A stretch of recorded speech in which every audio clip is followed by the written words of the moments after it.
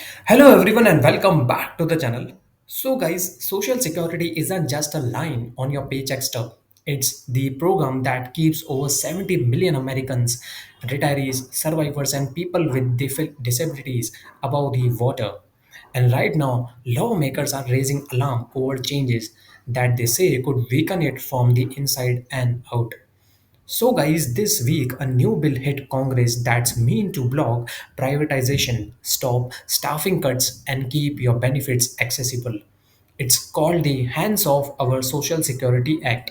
And while it's unlikely to sail through in this political climate, it's a shot across the bow and a signal of what's coming next.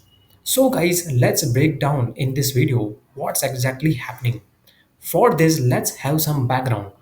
Social Security's retirement trust fund is projected to run out of reserves in 2033.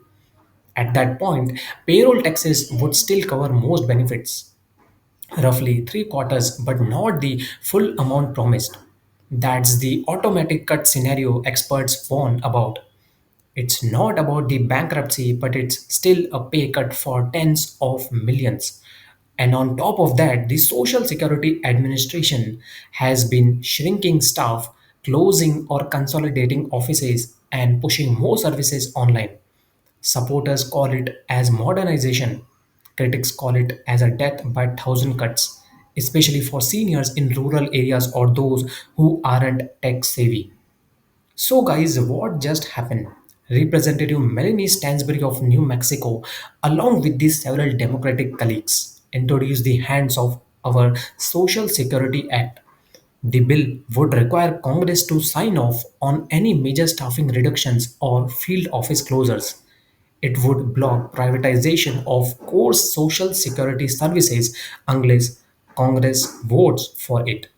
It also puts strict rules on how beneficiary data can be used, and it mandates yearly audits by the Government Accountability Office to make sure service levels aren't quietly gutted.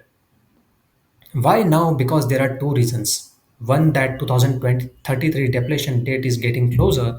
Every petty wants to be on record about where they stand. Secondly, recent SSA changes have triggered real anxiety. The idea here is to stop any backdoor weakening of the program while the solvency fight plays out. So, guys, are there any political aspects to this? So, here is the reality check.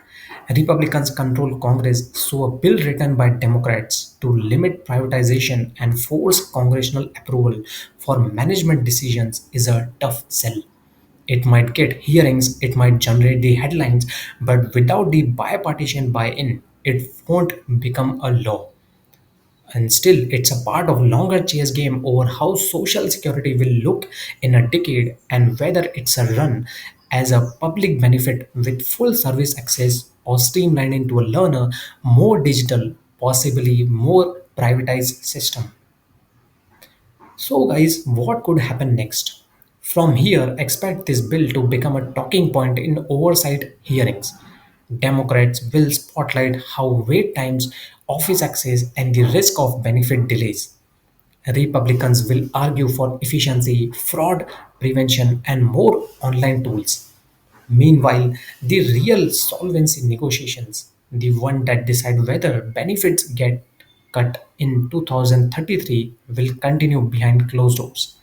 And that conversation will be about raising revenue, adjusting benefit formulas, or some combination of the two. So, guys, this bill is a good lock on the front door. It keeps anyone from making big changes to Social Security's operations without Congress stepping in. But locking the door doesn't fix the foundation. If we want Social Security to be there in full, we still have to deal with the funding gap. So, my view, set a national floor for service, guaranteed in person and phone help with transparent wait time data, and pair it with the modernization that actually works for seniors. Protect privacy with real tech safeguards, and then address the shortfall honestly. Ask the high earners to pay more into the system, slow benefit growth a bit at the top, and protect the core promise for middle and lower income retirees. Pretending we can wait until 2033 just makes the eventual fix harsher.